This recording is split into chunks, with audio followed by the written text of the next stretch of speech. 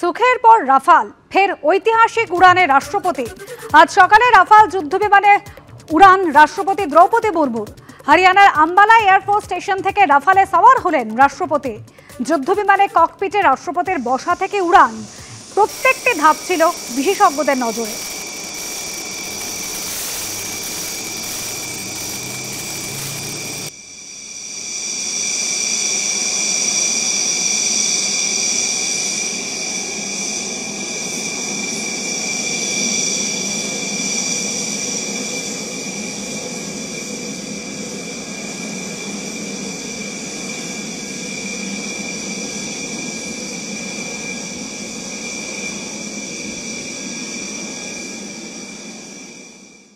ভেঙে দেওয়া হলো কৃষ্ণনগর, পাঁশকুড়া ও ধূপগুড়ি পুরসভার বোর্ড। পুর ও নগরোন্নয়ন দফতরের তরফে চিঠি পাঠিয়ে জানানো হলো সিদ্ধান্ত। আপাতত এই পুরসভাগুলির দায়িত্ব মহকুমা শাসকের উপর। 2022-এর পুর ভোটে তৃণমূলের জয় জয়কার হলেও গত লোকসভা ভোটে পুরসভা ভিত্তিক ফলে জোর ধাক্কা খায় জোড়াফুল শিবির। এরপরেই অন্তত 40টি পুরসভায় রদবদলের সিদ্ধান্ত নেওয়া হয় বলে তৃণমূল সূত্রে খবর। সোমবার ভেঙে দেওয়া হলো পাঁশকুড়া, কৃষ্ণনগর ও ধূপগুড়ি রাজ্যের 3 পুরসভার বোর্ড। এই 3 পুরসভাতেই 24-এর লোকসভা ভোটে পুরসভার ওয়ার্ড ভিত্তিক ফলে তৃণমূলকে পেছনে ফেলে এগিয়েছিল বিজেপি। পুর ও নগরোন্নয়ন দপ্তরের তরফে চিঠি পাঠিয়ে জানানো হলো সিদ্ধান্ত।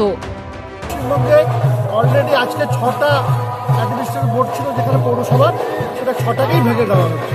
তার মধ্যে ধূপগুড়ি একটা সরকারি অর্ডার ছাড়া কখনো পৌরসভা ভাঙা যায় না। সেখানে লেখা আছে একই সিদ্ধান্ত নেওয়া হয়েছে পাঁশকুড়া পুরসভার ক্ষেত্রেও। সরকার আমাকে এই দায়িত্বে বসিয়েছিল। কালকেও যে মেলের মাধ্যমে 2022 সালে আমার দায়িত্ব প্রাপ্তি ঘটেছিল, সেই মেলের মাধ্যমেই কালকে জানতে পারলাম যে এখানেও চেয়ারপারসন মানে বোর্ড অফ অ্যাডমিনিস্ট্রেটর চেঞ্জ হয়েছে। কৃষ্ণনগর পুরসভার প্রশাসনিক কাজে তৃণমূলের অন্দর থেকে উঠছিল অস্বচ্ছতার অভিযোগ। দীর্ঘদিন ধরেই বোর্ড ভাঙার জল্পনা ঘুরছিল রাজনৈতিক মহলে। অবশেষে মঙ্গলবার সেই জল্পনাতেই পড়ল শিলমোহর। ওটা অভিষেক ব্যানার্জির টাকা তোলার একটা ধান্দা। ও যখনই দেখবেন প্রত্যেক বছর একটা হুজুগ তুলে ওই করব, পৌরসভা চেয়ারম্যান সরিয়ে দেব, পৌরসভা চেয়ারম্যান সরিয়ে দেব, এই কথা বলে কোটি কোটি টাকা তুলেও। গত লোকসভা ভোটে ওয়ার্ড ভিত্তিক ফলাফলের নিরিখে রাজ্যের 121টি পুরসভার মধ্যে 74টিতেই 1 নম্বরে ছিল বিজেপি।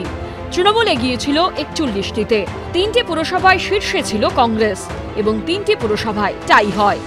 এই ফলাফলের কারণ নিয়ে দীর্ঘ কাটাছেঁড়া ও সমীক্ষা চালানো হয় তৃণমূলের তরফে। এরপরেই অন্তত 40টি পুরসভায় চেয়ারম্যান ও ভাইস চেয়ারম্যান পদে রদবদলের সিদ্ধান্ত নেওয়া হয় বলে তৃণমূল সূত্রে খবর। একটা জায়গায় একটা পুরসভার যারা চালাচ্ছিল সেই বোর্ড ভেঙে দেওয়া মানে যে পয়সা কড়ির হিসেব, এটা তো অন্যরকম। মানুষের কাছে সেবা পৌঁছচ্ছে কি পৌঁছচ্ছে না, পরিষেবা পৌঁছচ্ছে কি পৌঁছচ্ছে না, এটাই প্রধান বিষয়। এবং এই দিক থেকে মমতা বন্দ্যোপাধ্যায় উন্নয়নের ব্যাপারে যতখানি নজরদারি নিজে করেন এবং যতখানি যত্নশীল নিজে, সে ব্যাপারে বিজেপির এই ছোটোখাটো বাজে অভিযোগ কোনো জায়গা পায় না। গত লোকসভা ভোটের ফলের পর দেখা যায় ওয়ার্ড ভিত্তিক ফলে ধূপগুড়ির 16টি ওয়ার্ডে পিছিয়ে ছিল তৃণমূল কংগ্রেস। আবার দক্ষিণবঙ্গে কৃষ্ণনগর পুরসভায় 32টি ওয়ার্ডের মধ্যে লোকসভার ভোটে ফলাফলের নিরিখে একটি বাদে সবকটিতেই তৃণমূলকে পেছনে ফেলেছিল বিজেপি। পাঁশকুড়া পুরসভার ক্ষেত্রে 18টি ওয়ার্ডের মধ্যে লোকসভার ভোটে ফলাফলের নিরিখে 11টিতে লিড পেলেও 7টি ওয়ার্ডে পিছিয়ে পড়ে তৃণমূল। তবে তাৎপর্যপূর্ণভাবে পাঁশকুড়া পুরসভার বিদায়ী প্রশাসক নন্দ মিশ্রর 12 নম্বর ওয়ার্ডে এগিয়েছিল তৃণমূল। তারপরেও তাকে দায়িত্ব থেকে সরিয়ে দেওয়ায় চড়ছে রাজনৈতিক জল্পনার পারো। তৃণমূল দলের এগুলো হচ্ছে অন্তর্কলহের প্রতিফলন। তৃণমূল দল এখন ম্যানেজ করতে নামছে, ড্যামেজ কন্ট্রোল করতে নামছে। গোটা তৃণমূল দল আজকে অন্তর্দ্বন্দ্বে ক্ষতবিক্ষত। সেই জায়গায় দাঁড়িয়ে একে তাকে এদিক ওদিক রদ বদল এসব করার মধ্যে দিয়ে একটা জায়গা বলে ম্যানেজ করার চেষ্টা করছে। তৃণমূল দল আবার বলছে আমি অন্তর্কলহে ক্ষতবিক্ষত এই মুহূর্তে। বছর ঘুরলেই বিধানসভা ভোট, তার আগে পুরসভায় রদবদল করে আসলে কি এলাকা ভিত্তিক সরকারি পরিষেবা আরো ভালো করার দিকে জোর দিতে চাইছে তৃণমূল, নাকি এর পেছনে রয়েছে অন্য কোনো সমীকরণ? রাজা চট্টোপাধ্যায়, বিটন চক্রবর্তী ও প্রদ্যুৎ সরকারের রিপোর্ট, এবিপি আনন্দ। অন্ধ্রপ্রদেশে আছড়ে পড়ল তীব্র ঘূর্ণিঝড় মন্থা। অন্ধ্রপ্রদেশ ও ওড়িশার উপকূলে বৃষ্টি চলছে। 2 জায়গায় পর্যাপ্ত ত্রাণ শিবির খোলা হয়েছে। প্রশাসনকে সব রকমভাবে প্রস্তুত থাকার নির্দেশ দিয়েছেন অন্ধ্রপ্রদেশের মুখ্যমন্ত্রী চন্দ্রবাবু নাইডু।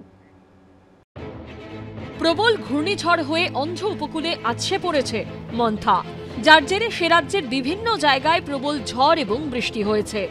ঘূর্ণিঝড় মন্থার প্রভাবে চেন্নাই, তিরুভাল্লুর, কাঞ্চিপুরম এবং চেঙ্গালপাট সহ বেশ কয়েকটি জেলায় ভারী বৃষ্টিপাত হয়েছে। সরাসরি প্রভাব তো আমাদের রাজ্যতে নেই, কারণ সাইক্লোনের প্রভাব তো অন্ধ্রপ্রদেশ বা সংলগ্ন আমাদের উড়িষ্যাতে হচ্ছে।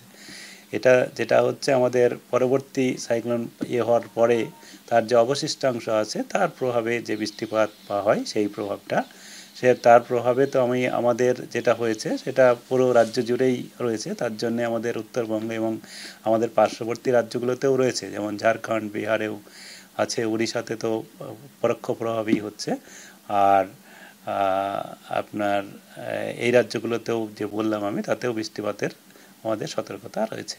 চেন্নাইতে সব সরকারি ও বেসরকারি স্কুলের একদিনের ছুটি ঘোষণা করা হয়েছে। টানা বৃষ্টির জেরে চেন্নাইয়ের একাধিক এলাকা জলমগ্ন হয়ে পড়েছে।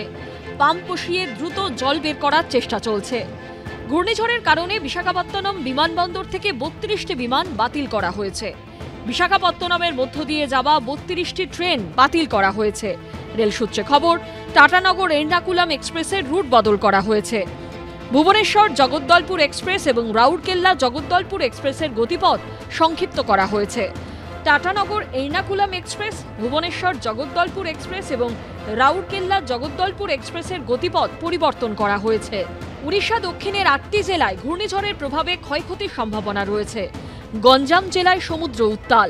মঙ্গলবার সকাল থেকেই সেখানে শুরু হয় ভারী বৃষ্টি। উড়িষ্যায় 2000-এর বেশি ত্রাণ শিবির খোলা হয়েছে। 11,396 জনকে ত্রাণ শিবিরে নিয়ে যাওয়া হয়েছে বলে জানিয়েছেন উড়িষ্যার মুখ্যমন্ত্রী মোহন চরণ মাঝি। ঘূর্ণিঝড় মন্থার প্রভাবে মঙ্গলবার থেকে শুক্রবার পর্যন্ত বিক্ষিপ্ত ভারী বৃষ্টি চলবে দক্ষিণবঙ্গের জেলাগুলোতে। উত্তর ও দক্ষিণ 24 পরগনা, পূর্ব ও পশ্চিম মেদিনীপুর, ঝাড়গ্রাম, পুরুলিয়া, পূর্ব ও পশ্চিম বর্ধমান, বীরভূম, মুর্শিদাবাদে ভারী বৃষ্টির আশঙ্কা রয়েছে। বৃহস্পতিবার ভারী বৃষ্টির সম্ভাবনা রয়েছে মালদা, উত্তর ও দক্ষিণ দিনাজপুর, দার্জিলিং, কালিম্পং, জলপাইগুড়ি জেলায়। শুক্রবার দার্জিলিং, কালিম্পং, আলিপুরদুয়ার, কোচবিহার, জলপাইগুড়িতে 200 মিলিমিটার পর্যন্ত বৃষ্টি হতে পারে বলে আবহাওয়া দপ্তর সূত্রে খবর। মালদা এবং উত্তর দিনাজপুরেও ওই দিন ভারী বৃষ্টির সম্ভাবনা রয়েছে। সন্দীপ সরকারের রিপোর্ট, এবিপি আনন্দ।